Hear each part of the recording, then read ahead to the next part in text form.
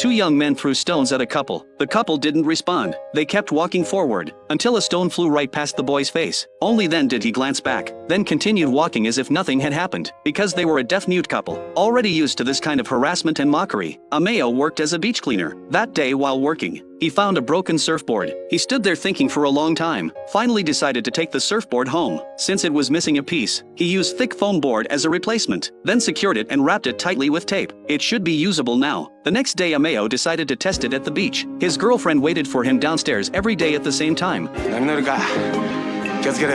Since neither of them could hear, they didn't know what the other was saying. When Ameo started walking, Takako would follow behind him. This had become their daily routine. They hardly talked at all. When Ameo looked back at Takako, she would smile. This was how they expressed their feelings. Ameo worked at the beach, but this was his first time actually getting close to the ocean water. He'd always wanted to experience what surfing felt like. Finding the surfboard was the perfect opportunity. No matter what, he had to try it. People on shore watching him surf this way thought he looked ridiculous. Takako was very worried about Ameo's safety, but she had no reason to stop him. It wasn't easy for her boyfriend to find a hobby. Due to his lack of experience, he only dared to practice in shallow water. After trying for a long time, he still couldn't stand on the surfboard. This was much harder than he'd expected. People on the beach were all laughing at Ameo. Only Takako watched with concern while helping him organize his clothes. Though seeing Ameo's clumsy movements, Takako couldn't help but laugh too. The same two guys who'd thrown stones earlier also arrived. They wanted to see how Ameo would surf. After discovering Ameo couldn't do it at all, they started laughing loudly, but that didn't matter. He couldn't hear them anyway. After trying for a long time, Ameo finally returned to shore. Takako could see that Ameo was frustrated. She thought this was kind of cute, couldn't help wanting to laugh, but Ameo saw her. On the way back he walked especially fast. Takako knew Ameo was angry. It was one thing for others to mock him, but even Takako was laughing alone.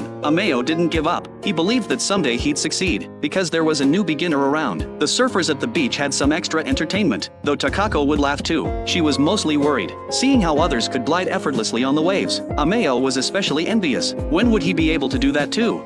Ameo kept surfing because he wanted to release his inner loneliness. Deaf-mute people were always subjected to prejudice and bullying, just like his co-workers. They would often tease Ameo. This was what they considered entertainment. Otherwise work was too boring. After all, Ameo couldn't communicate. Over time the surfers gradually noticed there was this person who existed, who came to surf every single day, who fell off his board every single day. They couldn't help him, because they couldn't communicate. They just didn't understand why this guy wouldn't wear proper gear. It was not only cold but dangerous too. Every day after work Takako would come to the beach to keep Ameo company. Like before, she'd help organize his clothes. Ameo was trying really hard too. No matter how many times he fell, he would get back on the surfboard.